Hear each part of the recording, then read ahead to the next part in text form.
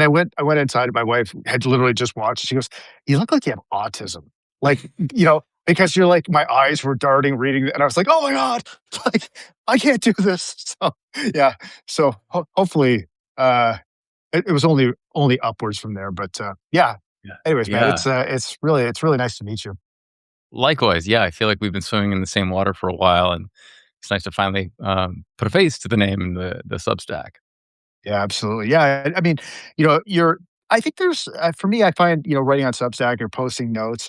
There's a few people, like lots of people comment and stuff. But I guess maybe you find the same thing. There's a few people whose comments just generally tend to consistently either resonate with me or I find thought provoking, and you're one of those people. So which is why I reached out to you. And so Oh, yeah, I'm really looking forward to. Kind of before we started talking, we are talking a little bit about maybe some of the things, different points of view we have. And so I'm just looking forward to getting to know you and, yeah, exploring some of those things. So maybe a little background on you, and then I'll do the same, and then maybe we can jump into it.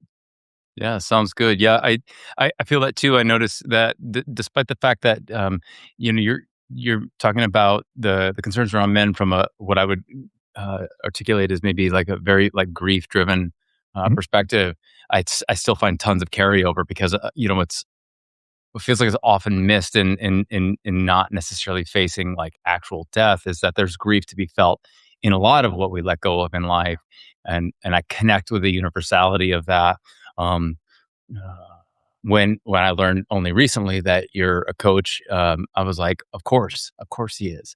And then this morning when I found out you also keep the same hours as I do, I'm like, of course, like this, I'm seeing why I'm connecting with this what this guy's writing. Like, anyway, so yeah, it's wonderful to be here. Thank you for this invitation. Yeah, my pleasure, man. So what do you like? So you're a coach. What do you do for like? What do you do for a living, or who do you coach? So I call myself a coach for men, and what that shakes down to is I have one-on-one clients, and I run a weekly call for men. Um, in fact, I have that after this call, about a half hour after it, called Tolerance of Men, or Tolman for short. Mm. And what kind of things do you? Who's your ideal sort of client? Like, what do you help men with?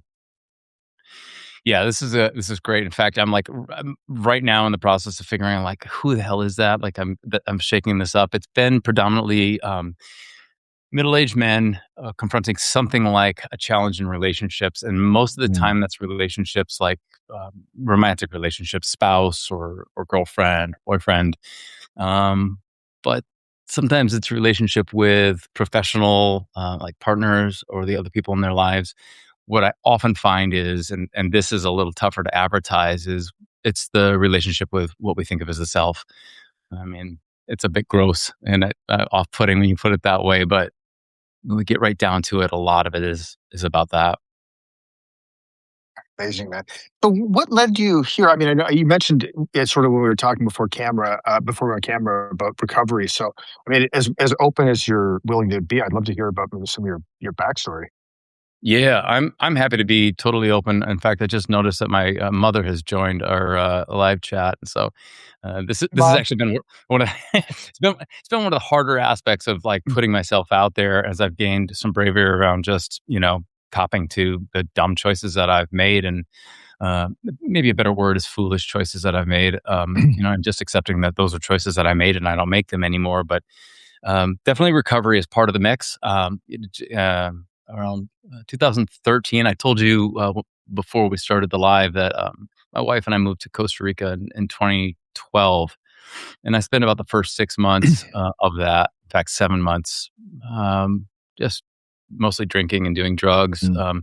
I no longer had a job to report to. We were trying to start a business, but I wasn't accountable to anything. I kind of lost that balance point on my extracurricular activities and just noticed it got out of control. I often describe it as getting off the train track when you hear the train coming, which I think for a lot of people in recovery is they take that as kind of insulting. It seemed to come easier to me to put it down, to the extent that I've been accused of never actually having had a problem. But I can assure you that if you and I go out for a beer, sooner or later there will become a problem from that.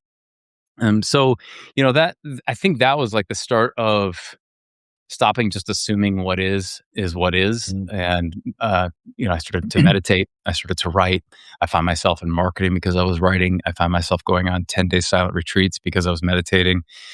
And after about a decade of working in marketing, I realized that was not really the sweet spot. It was using a lot of my skills to make money, but not in a way that felt good. And so after some work, let's just call it that, I found my way to coaching. Trained up on coaching. I studied through ICF coaching with the Coach U, which is a school like an old school on coaching, and started to build a practice. And it was one of those things where at first I wasn't sure like where am I working? I'm working with everybody. I think this is how most coaches start. But I noticed I was more drawn to, and I felt more men were drawn to me, and that was the space I started to notice that I felt energized. I've noticed, and what I've started to articulate is I've noticed that what I really want to do is be a stand for what I call men's lib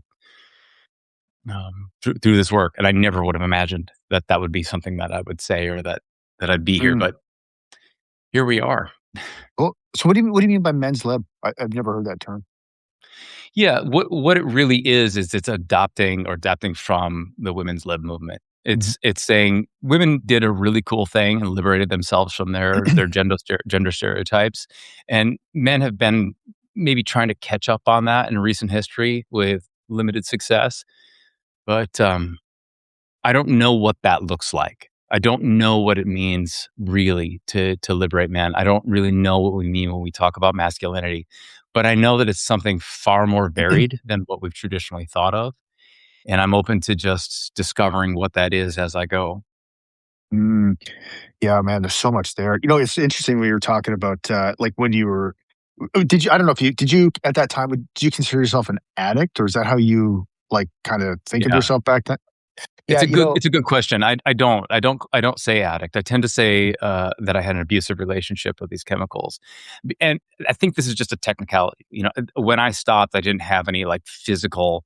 I do tend to like take the very like clinical definition of what addiction is. I didn't have any like of the I'm suddenly blanking on the language here, but in any event, I didn't get sick from stopping Right, my right. behaviors. I just had to like stop and work the program. I like the way you put that, an abusive relationship with alcohol, because I think addict is never bought into, like, personally, just the idea that, like, you're once an addict, always an addict. I find that, but, like, an abusive, because it feels so fixed. But I mean, an Yeah. abusive relationship with alcohol seems like something you can change. I think, like, I'm curious about your while you were in that sort of phase. I mean, what I find amazing, like, when I think back of myself, is just, and this still plays out in areas of my life today, and I probably always will, but, like, our capacity for self-delusion, man. Like, Mhm. I mean, there was so much evidence that my drinking was, I mean, it was a train wreck. It was just, like, the harm I was causing myself and causing the people that I loved, but my ability to rationalize it all away was Yeah. like, almost limitless, really. Yeah, I can relate to that. I mean, unfortunately, I think a lot of people can relate to that, and a lot of people are still, actively drinking despite that fact. I mean, I think there was a part of me that knew that long before I finally just said, "I think I got a problem, and I think I just need to probably stop doing this thing all the time." Um, but I'm with you. I really struggled with the language around what feels a bit like a victim narrative. I know people in recovery that have a different experience with addiction, and I know, and it is the clinical level where when they quit, I mean, they were sick and they were physiologically struggling with that. That was not my experience, and I know people for whom the temptation to pick up a drink to solve their problems in a given day still lives in them. And so I think for people like that, the word addiction is an important way to talk about it because it does feel like a thing they're always working against. I'm no one's word police. If addiction's a word for you, great. And if that's what feels right to you, um, then run with it. But just for me, it was a matter of abuse. It was my behavior was intolerable. Yeah, like, I don't consider myself an addict, but I also know, and for whatever reason, when I stopped drinking, I mean, I'm so grateful for this because sometimes when people will say it's coming up on 12 years, and people will say, Mm. they'll say things like, "Oh my God, you're so strong, for quitting," and that is not it. I just, for some reason, I don't know really why exactly, but I had a moment, like a total moment of clarity. Stopped. I've never It hasn't taken any strength because I've just never wanted to drink again. I don't know why. I'm so grateful that that is what happened. Uh, Yeah. but I also know that, just knowing my personality, that if I actually drank again, it would go something like this. I would have a drink, and I'd probably wait like 4 or 5 days, then I would probably have a couple more. Basically, after a month, I'd be right back. I'm 100% sure I'd be right. Like, so the idea of, like, even opening that can of worms is just like, it's All bets are off. I'll bet, yeah, man, like, I am not going there at all, Yeah. but I've never wanted to at the same time, so, I mean, I'm really super grateful for that. So, and one thing you said that I thought was interesting, just like from an entrepreneurial point of view, is it's so interesting when you. I remember when was sort of starting out on this entrepreneurial journey. I had literally no clients, and people are like, "You have to niche down." I'm like, "Niche down from nothing." Like, what do you mean niche down? Like, Yeah. so I just wanted to cast my net as wide as possible, but which I actually did, and I ended up kind of landing kind of in the same place. Like, maybe not exactly the same place, but like I run a mastermind group for dads who are business owners, and, because I do a lot of leadership, it kind of mixes a lot of things I really love. Like, I do a lot of leadership training as well, and, communication training, and so many of if you gotta take a dad who owns a business, they've got a team, that they're responsible for, at home, both at home and at work, and so many of this, like, ultimately, as a leader, you're in a relationship business, and so many of the skills apply everywhere in your life. Empathy, like, being able to clearly communicate, self-regulation, Yeah. like making clear requests, meeting commitments, all of these things. These are like relationship table stakes. So I like it because we can work with these dads, but it's like a really high leverage investment of your time because you're learning skills that, again, apply everywhere in your life. So I really like that group of people. But I find that lately that I've been actually enjoying. I mean, I've worked with men so much that I find myself enjoying working with women more lately. Um, Mm. so yeah, I don't know. I don't know what any of that really means at the moment, but it's just something I'm noticing myself, kind of my interests are maybe shifting a little bit. You predominantly work with men, but lately you've been working with women, and you've been finding that sounds like refreshing or something. Yeah, yeah. Like, I've coached women business owners, and executives, for example, and for example, so my first wife was a police officer who killed herself, and so I run this call, for thousands of police officers who've taken their own life, and Wow. because I mean, for a bunch of different reasons. Like, one is, uh, there's more male cops than female cops. Two, men are more likely to commit suicide than females, and Right. also women are more open to going to this group. So I call this call's basically like the widows club in Jay. I'm the only guy on this call, and so But I was telling my wife last night that, like, I one of the things I love about it is that, not, like, number one, I think that, like, the contribution I can make is that, sharing the male perspective, I think, is valuable for the women. But what I also feel like is really important to me is to be a positive representation of the male species for the women on this call, like, to be a compassionate, empathetic, gentle, like, Mm. you know, guy, that because especially for spouses in, like, policing, that's not, like, a common thing, and so, I don't know, I just find that there's a lot of bad male role models, I would say, so try to be a good male role model, I find feels important to me. It's more important to me lately than for some reason, yeah. Yeah, I hear you.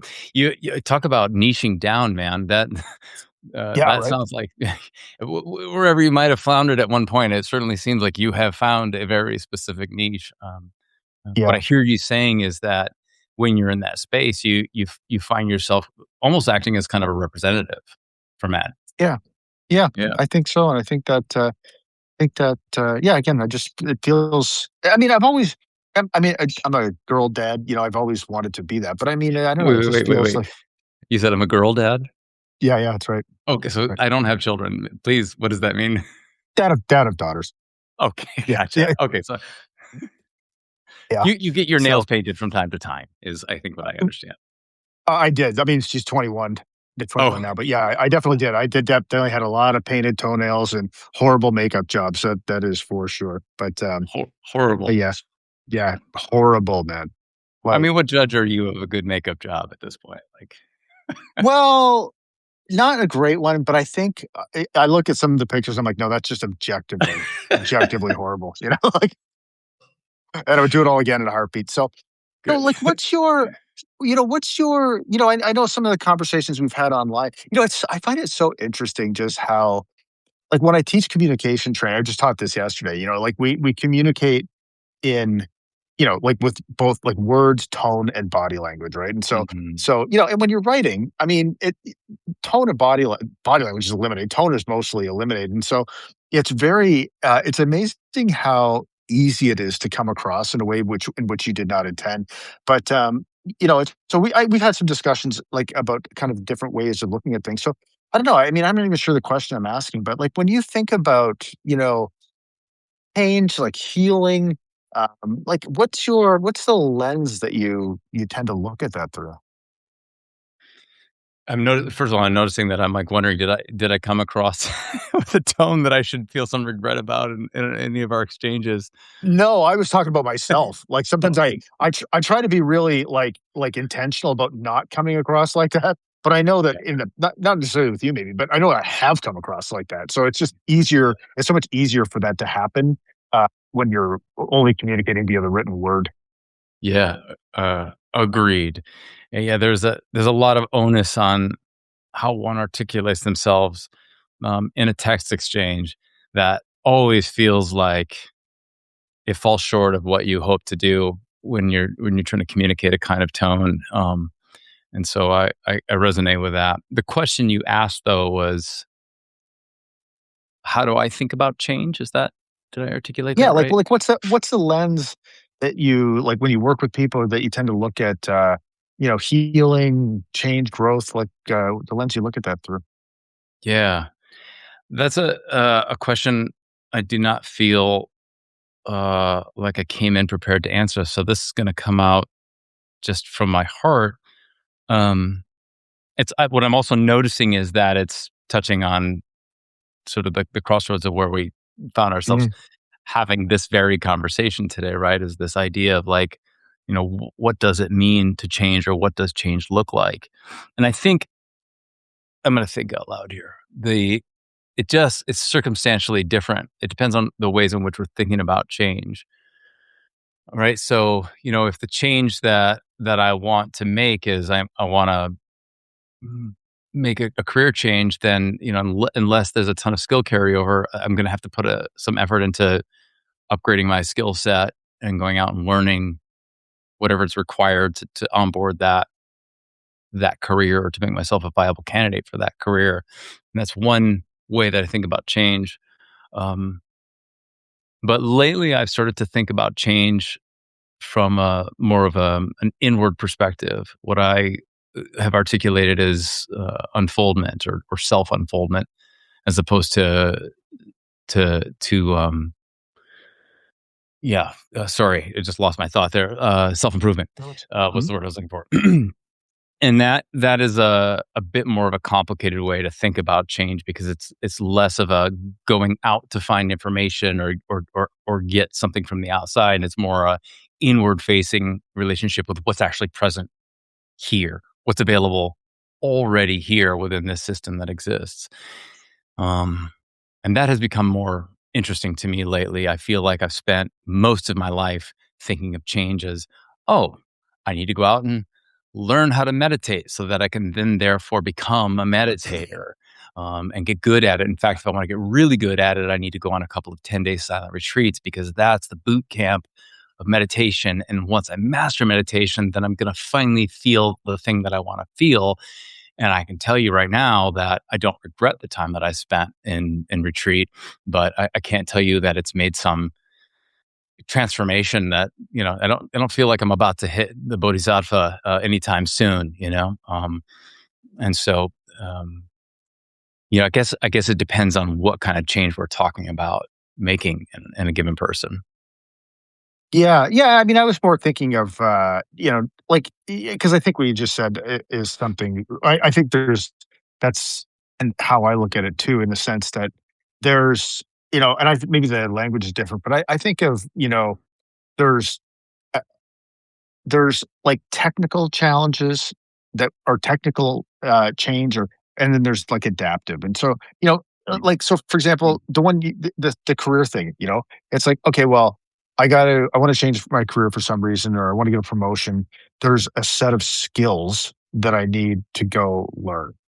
But I think, like, what I and this is from, what I was commenting about the coaching method I use, which is immunity to change. And there's Yeah. adaptive challenges, which is I need to evolve in some way, my mindset or whatever, like my underlying belief system to allow it to happen. And the problem we run into is we try to apply technical solutions to adaptive challenges. So an example would be like, imagine somebody who wants to lose weight. It's funny. I was Mhm. talking to somebody about this the other day. So I'll give you an example. Like, and so the technical thing is, oh, I got to learn how to do intermittent fasting, or I got to, learn how to track my macros or whatever. Like and like obviously that basically never works, right? I mean, it might be an important. It's not to minimize that. It's like not. It might be something useful to learn, but Yeah. it's not.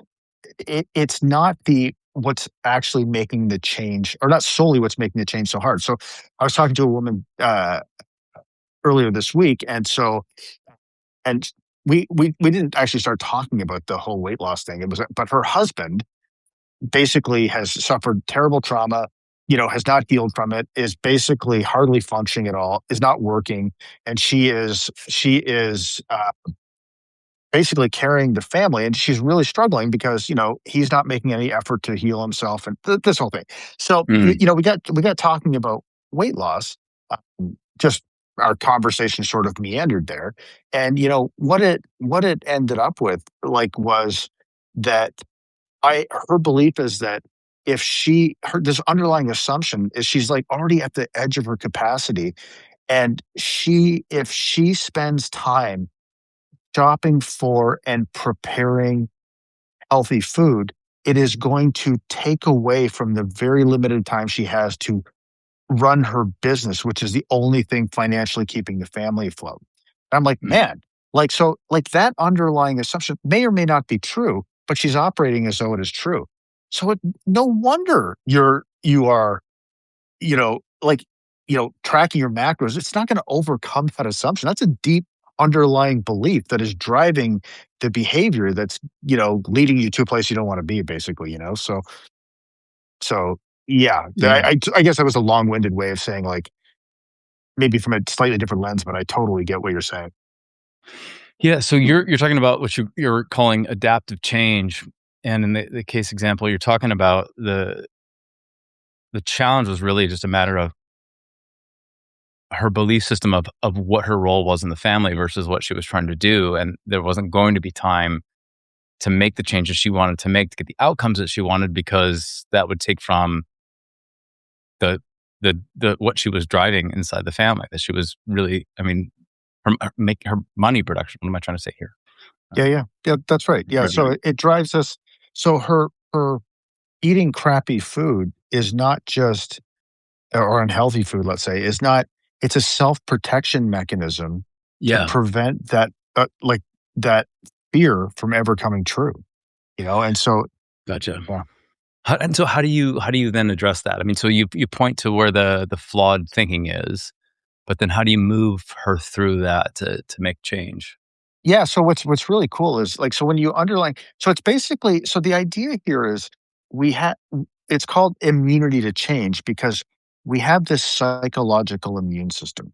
So just like our physical immune system is designed to protect us from risk, our psychological immune system is designed to protect us from psychological risk. And I think you and I both agree that Yep. like so much of the behavior that we engage in is self-protective, often without even realizing it. And so Yeah. in her case, it's like, okay, if I was to work with her, this was a casual conversation, but it would be like, okay, to let's say she wanted her goal was like wanted to lose weight or get better at preparing healthy food or whatever. So you say, okay, what are all the things you're doing or not doing that are working against that? Okay. Yeah. And so, it might be like, I stop and buy fast food on the way home. Okay. So imagine yourself doing the opposite of that. Like, what would be like the worst thing about that? So she'll have some worry, right? Like, if I stop and buy fast food, then, again, I'm not going to be able to, uh, you know, like run my business, like have enough time to run my business. That's a super real thing. Right. So Yeah. then it's like, okay, what underlying assumption do you have to justify that worry? And so then what happens is, your assumptions drive the counterproductive behaviors, which are designed to make sure are functioning to make sure those worries never come true. Yeah. So then the question is, are those assumptions as true as you think they are? You know? Yeah. And so, because they might be, oftentimes they're not true at all. Because assumption is just a belief for which you don't have concrete evidence. So it might be that it's not true at all, or it might be that it's not as black and white as you think it is. So in her case, it was like, what do you think? Like, so what you do is you design really tiny, emotionally safe tests to collect data to say, is this assumption, you know, true, not true, or maybe less true than I thought it was. So in her case, in this particular little example, it was like, why don't you just, what do you think about the idea of just preparing just one healthy meal? One and then see what happens. Does it have any negative impact on your business or your time, or your time to do that? And just, next time we talk, we'll just say like, hey, what did we learn about that? And what'll happen, I'm sure she'll come back and she said, I actually felt better and it didn't actually take as much time as I thought. Maybe that's what she'll say, and so then it's like, and it's in the process of just very safely disproving these assumptions that we Yeah. unwind this belief system. And what's cool about it is our assumptions are like they're almost like they're hierarchical. So if you can chip away at like this, some of these foundational assumptions, it's amazing how quickly the whole house of cards can start collapsing. But the thing is, as you well know, right? As I was explaining this to her too, is coaching is not therapy. Coaching is forward looking. Therapy Yeah. is backward looking. So they're Sure. not. So they're not. So I was telling her she called me because she wanted a coach for her husband, and after she explained the situation, I'm like, your husband does not need a coach. Your husband needs a therapist, like in a huge way. Mm. Right? So yeah, but so anyways, that's kind of the way, uh, kind of the general frame I tend to take on things. Um, but yeah, so I'd love to hear from your like because I know you were talking about parts work, so I'd love to hear like, I mean, if you're working with someone, and maybe like a more I don't know deep change than something than like than a career change, like how do you think about that? Can we just double click a little bit on what you shared? Because I Yeah, am have some curiosities around that. The example you gave was, that essentially what you did is you challenged her, what we call in the biz limiting beliefs around, what her yes. actions would lead to. And what I heard was an element of worst case scenario. So let's entertain what's like the worst thing that could happen, and then what's the smallest thing we could commit to that Mhm. is reasonable to do. And then from that, she discovered like, okay, that didn't feel too bad. That felt pretty good. I what I noticed about that as I listened to this was so this I would still keep within the category of an unfoldment because what you did is you didn't say you need to go out and learn intermittent fasting first and study this technique. Like there was no go out and as if there's something missing here that then needs Mhm. to be found and brought in.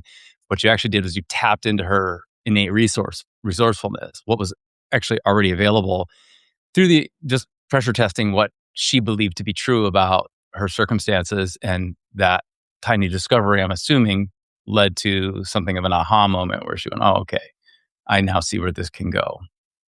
Yes, and now what I would say is, like, so when I work with business owners and executives, I do a lot of coaching for them too, and, like, and literally 95% of the time, it's around, like, delegation and accountability, but it's less about skills, it's the same thing, it's all about the bad things they think are gonna happen, like, Mm, people hate, like, I assume people hate constructive criticism.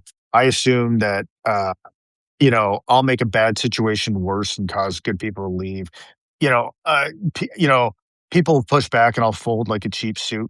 So mm, in some of these cases, it's always about going out and, like, testing these assumptions, but sometimes it's about also teaching them a skill to do it, like, in the context of testing their assumptions. So it might be like, okay, so, like, so in the case of an executive who wants to get better holding people accountable, maybe their underlying assumption is, I assume people hate constructive criticism. So I might say, mm. well, language is critical. So let's stop calling it constructive criticism, call it constructive feedback, first of all, because that sounds a lot better. But second of all, who is someone, so if we do a test, it would be like, who's someone on your team, maybe that you have a good relationship with, that maybe you have, like, just this minor, like, just something minor, it doesn't have to be like that you would, maybe is worth addressing with them or something. And those, they might say, "Oh yeah, there's this person on my team and there's this kind of thing." And I haven't mentioned it. I say, "Okay, would you be open to the if I showed you a way of doing it, would you be open to just giving it a try?" And so they'll say, "Yeah, sure." Or, sometimes they say, "No, that feels like too much." And so we find a safer test. But in that case, if somebody says, "Okay," I say, "Okay, awesome. And here's just a simple way you could bring it up with them that will make it easier for them to receive it." So there are some times when it's a Mm. combination of, like, we're going to unwind this assumption, but I'm going to give you a skill to also make it easier for you to do that. But not Yeah. always. Yeah, yeah, yeah. I hear that. Yeah, yeah. I mean, I think interestingly, I think this is where I've spent more of my time working as a coach. In the years that I've been a coach, it's been more exactly what you're talking Mhm. about. Let's identify the scariest thing, the scariest Mm. outcome. Can we, is that something I can live with? I can survive that. Okay. And let's talk about what's reasonable to try. Um, and I think that can work a lot of the time. It's funny that you bring up fitness and weight loss.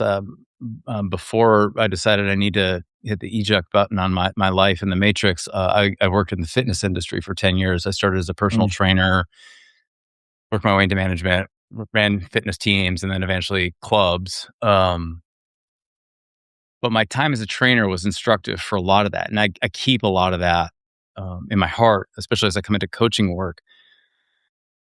And the big thing I often reflect on is across all the clients that I had, very few, I couldn't tell you a data point, but it's probably something close to single digit, actually experienced something like a radical transformation of their physique or their performance, not for lack of trying, not for lack of throwing money at it, not for lack of work, but there was something happening that, in my late 20s, I just couldn't. I just thought, I'm I'm really good at this. I'm really good at this habit of, like, staying on my fitness. I have just carved this out in my life in a way that I now understand today that I don't understand. There's something happening for me that isn't happening for most people. Where when my wife and I plan a vacation, I'm like, "Great, where are we working out?" She's like, "Oh, yeah, that. Right." Not anymore. She's come to expect it now, but, to most people, "No, I'm going on vacation. Why would I work out?" And I'm like, "Do you stop brushing your teeth?" There's something about me that is connecting that habit to something in my life that I was unsuccessful imparting, into my clients' lives, most of them. It's funny, I always think of one client who just blew me out of the water. He always comes up when I think about this, and it was nothing from me.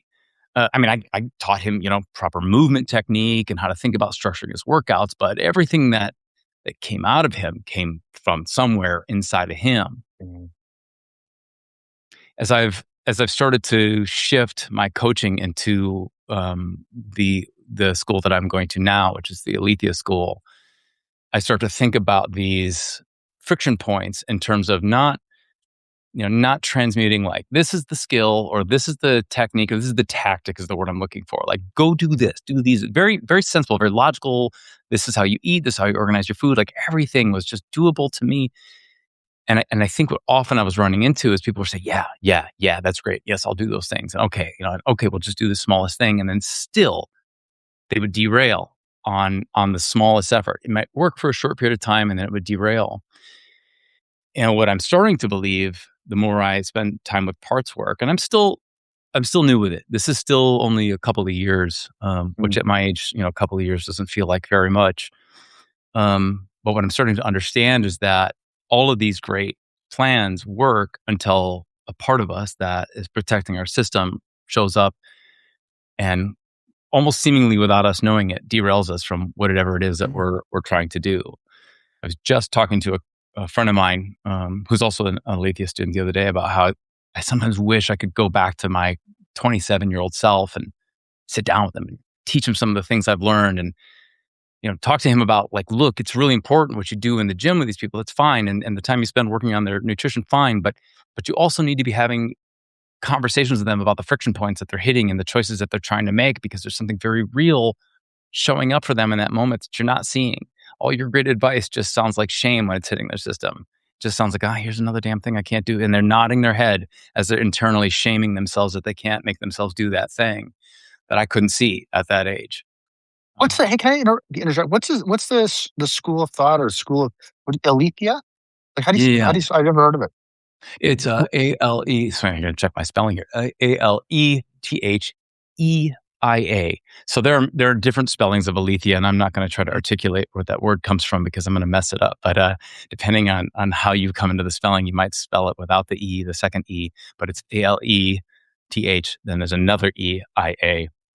Um, the Alethea School here is was created by a man named Steve Marsh, and it's way too much for me to try to detail in totality here, and I'm so afraid I'll let down my friends in Alethea if I try to. But it's essentially a school of unfoldment. It is the integral unfoldment, meaning that there is something to be known right here, right now, right here, that's happening within this thing that I think of as myself. That's available that I can get closer to and actually integrate it with the story that I'm telling myself about who I am.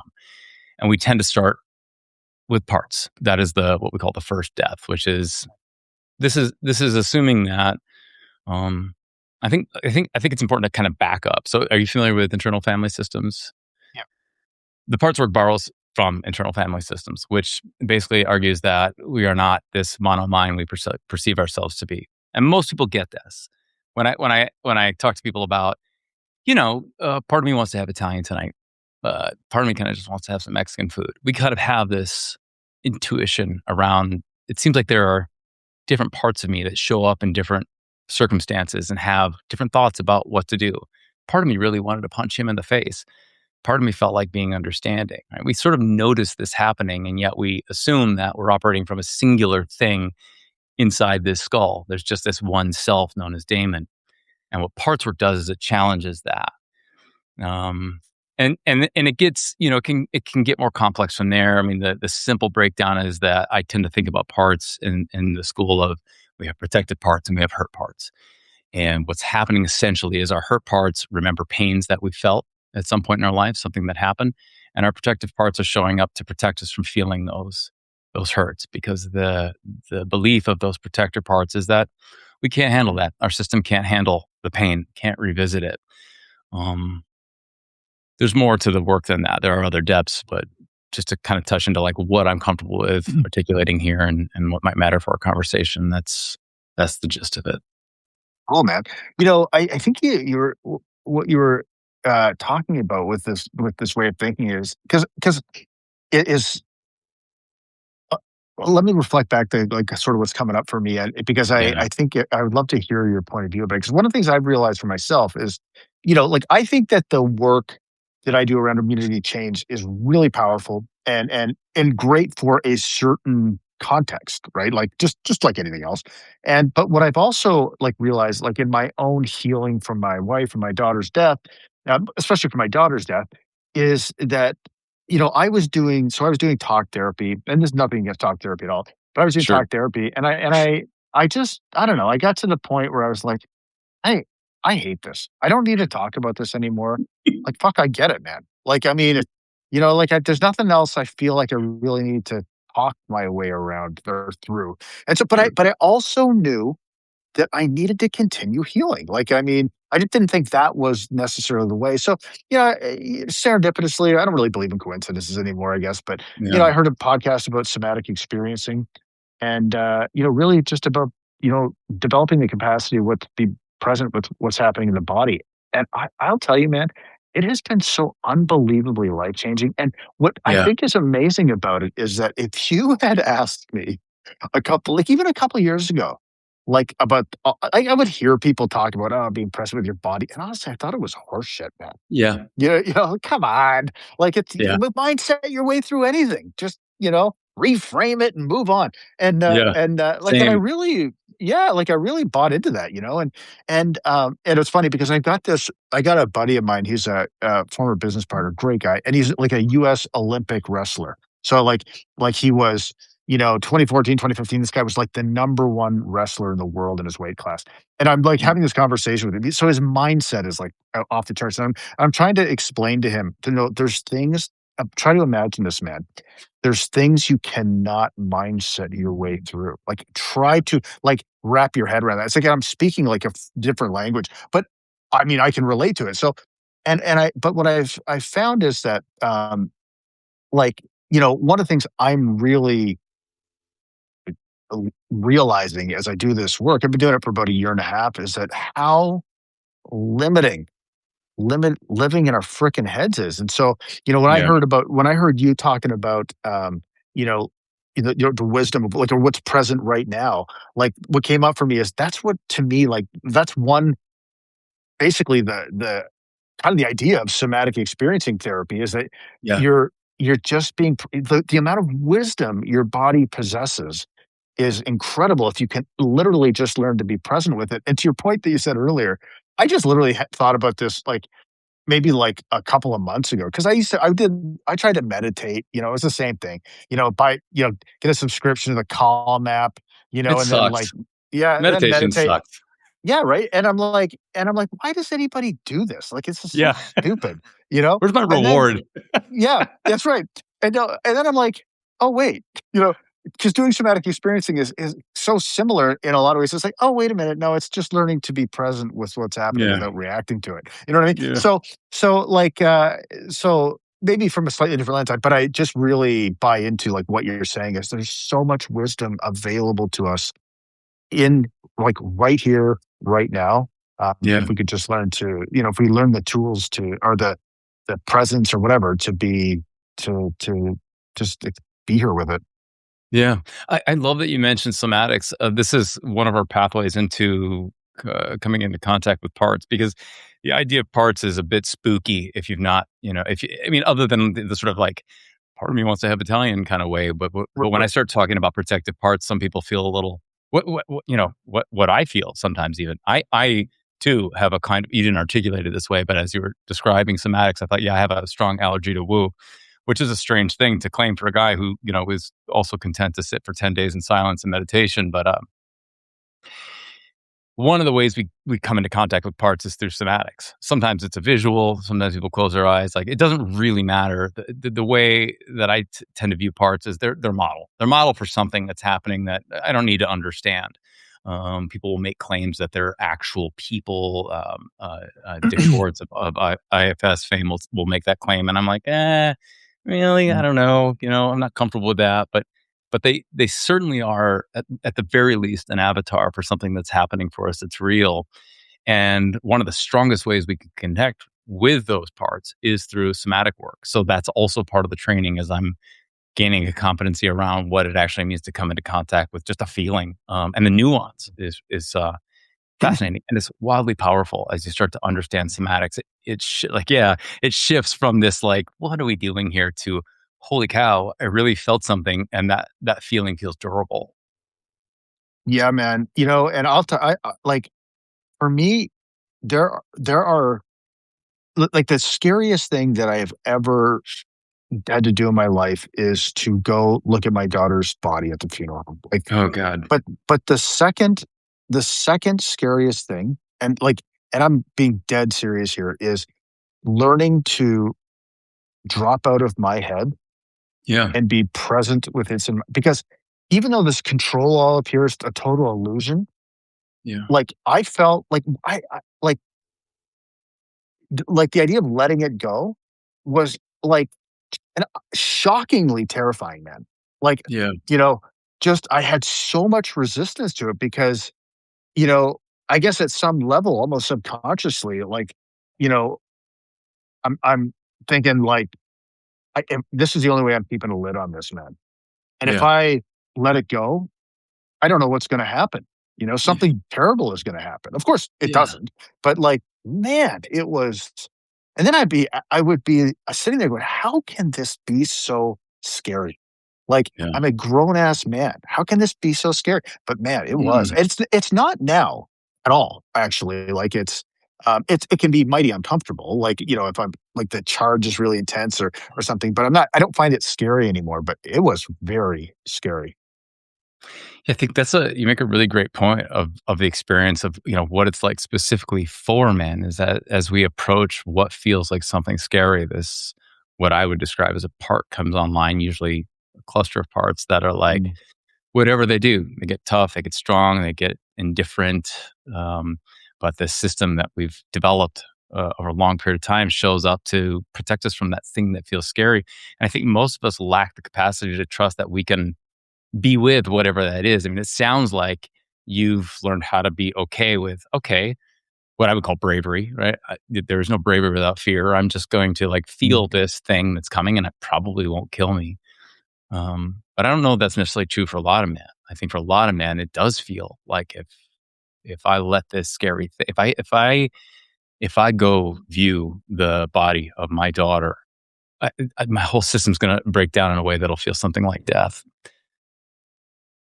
Yeah, and I think that it is, I never really thought about it this way just until I was listening to you talk, but I think for guys, what it is like is we tend to be action oriented and Yeah, so the idea of like, okay, if I feel like horribly like most people don't even realize like the whole cycle like trigger physiological response meaning making behavioral response like that all happens so fast that people don't even realize that yeah, like it all totally. starts like in your body, right? And so what happens is like if you feel this horrible sense of discomfort in your body, it feels almost like it can feel almost like powerful or like Hmm. proactive to change the state, even Yeah, if the way you're changing the state is really just maladaptive coping and harming you, like it's yeah, doing something to make the shit try to make the shitty go away. And yeah, but the strength it takes to actually just sit with it, and I mean, it is, and the other thing is when you sit with it, it's amazing how quickly it can pass. Like yeah, what feels intolerable and indefinite can pass shockingly quickly, like in a matter of minutes sometimes. yeah, yeah. Most of what we're fearing, and by most I mean like 99.9% of it, is a story that lives Yeah. up here. And if we really look at everything we've ever been worried about in our lives, it's also something that we made it through. Yeah. So how do you like when someone is working with you or how do you what is the what does it look like? Like Yeah. what do they come to you for and yeah, I guess what does it look like? Yeah. I wish I had a really neat answer for that. Uh, Part of me really strongly would like to have a strong positioning statement to respond to that. Oh yeah, no, The I wasn't asking for like like I'd be just curious, man. Like I don't expect you to have some like super polished answer or anything. No, it's more just like I'm actually kind of wanting to articulate it here if I can. It's what I the thread is that they've hit a point in their lives where whatever it is that they're doing isn't working. I think it's fair to say that for a lot of the men that I work with, they find the notion of therapy uninviting. Yeah. And I'm not a therapist, and I don't try to do therapy work. I don't do complex trauma. I don't treat, I don't diagnose. Like, the water I swim in is, like, at best, little t trauma, just, Mm. you know, annoying bad stuff. I don't handle, like, real abuse in my work. And so there's a limit to how much I can be a surrogate for that if what's really called for is therapy. And I've had the conversations that you alluded to earlier, which is, I think this is outside my lane, and I think we Yeah. need to bring somebody in. And most of the men I've worked with have been, I work, I have clients that are also working with a therapist, but that's fine. Like, if I'm their, what's the word I'm looking for? I was going to use the wrong metaphor. I was going to say their, anyway, if I'm their passageway into, like, going, okay, this isn't too bad. I could try some therapy after this. I'm fine with being their gateway therapist, I guess is what I'm maybe trying to Yeah. articulate Yeah. softly here. It's Yeah. like, I'll try this coaching thing, and if getting close to my feelings in this environment doesn't completely destabilize my system in a way that just feels like I can't show up to work tomorrow, then it becomes, all right, I'll work with a Mm. therapist. That's great. And I think that's where a lot of them come in. I'm the safe alternative to Yeah. therapy. I'm fine. I'm fine with that. Yeah. And so, like, how do you like? What do you do with them? Like, What do I what? even do with my clients? Well, like, what's it like? What's a like? I'm sitting down with you to have a session. Like, what do we? What is that like? What could that look like? Well, so first we have to establish a container. Like, Uh, I'm going to ask you, like, what exactly is it we're doing? Why have you come to me? So, and that's a bit of a conversation. That could be a couple of conversations, because what people come to me for will often change pretty quickly. But yeah. fine, let's get a direction, and that's a way we're going to run. And then we start talking about what's coming up, what's alive. So usually my sessions start with what's alive for you today. If a client doesn't come in with a topic, if they don't come in like, this thing happened and I know what I want to talk to you about, that's it today. That is usually not the case. Most of my clients come in with stories about various attributes of their life that are showing up. But what I'm looking for is, like, what's the thing? Where's the true point of friction in your life? What's heavy on your heart or on your mind? Um, and then that's where we're gonna dig in and find out what's going on. Most of my conversations, to be honest, stay within the realms of what I would call ICF coaching. It is Mm. very, parts level coaching where we're just talking about, "This thing happened, I don't like it, what's it like?" "What could be Yeah. done?" I don't I'm not a coach who feels like we need to get to action items. I Mm. reject that notion. I do believe there's something about, especially with men, about being witnessed for what we're going through in front of another man, that has an effect on men that's hard to articulate. And the more men feel comfortable stepping into that water, the more comfortable they get with the vulnerability of, you know, sharing things that seem really scary in front of another man. There's something that's going on that I think I would cheapen it to try to articulate what it is.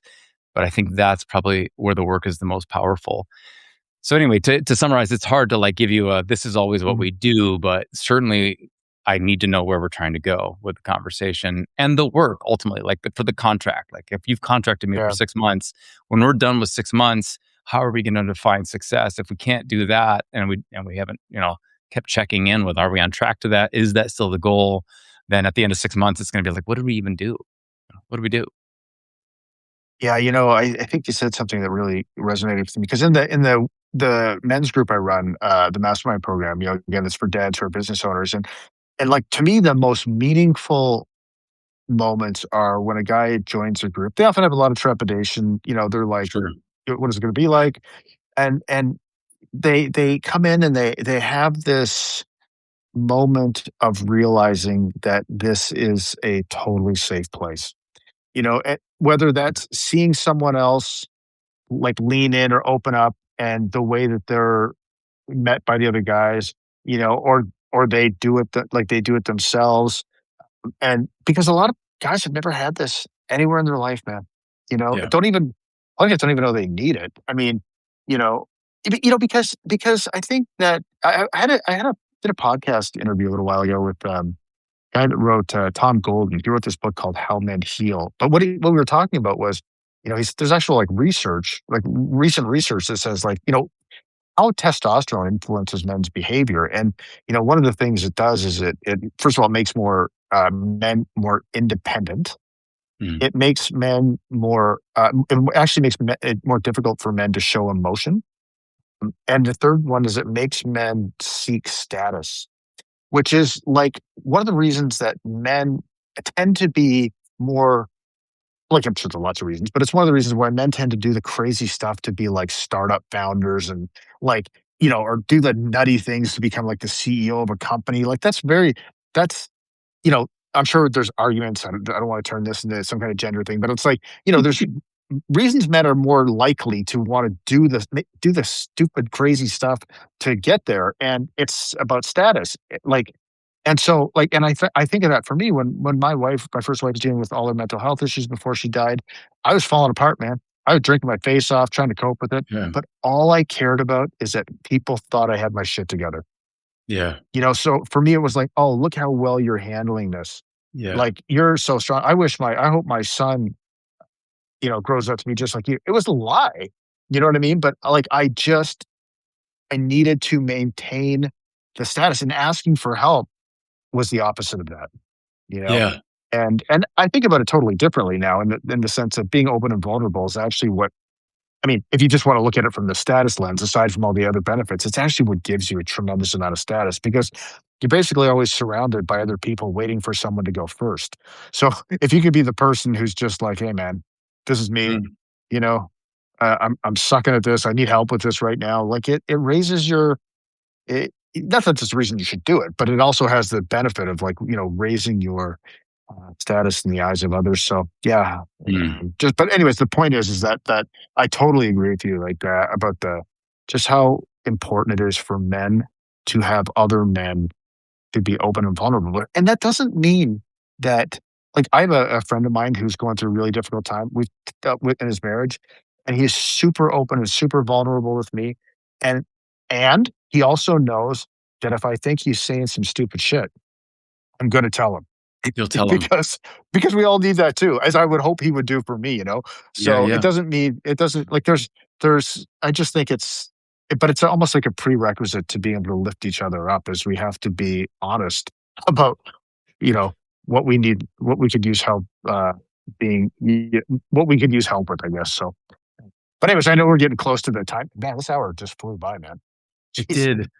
I just wanna just quickly touch what you just said, which is I think that's probably what draws me to your Substack and your writing, is that bravery around just like, I don't there's a lot I don't get. Like, here's the things I think I get, but, these are the things I'm still trying to figure out, and I'm drawn to that, especially in the context of what it means to be a man. I find myself often repelled when people are like, "I know exactly what this is. I know what masculinity is. Let me lay it out for you. Here's the plan." Like, "Oh, you know too much." But I don't get that sense. I mean, and I appreciate that. I appreciate that approach to the work. Um, so yeah, thank you for that. Thank you for that. Thank you for being that, and thank you for inviting me into this conversation today. This was fun. I feel like we could do more of this. Oh, I was just gonna say, I feel like I've made a new friend, man. I would love to do this again. I feel like I could talk to you Nice, all day. So you're open nice, to it? Yeah, let's do it. I would love to continue this conversation, brother. awesome. Plenty of meat left on the bone. I don't know if that's the right metaphor, but I think so. Yeah. sure. All right, man. Take care. Thank you.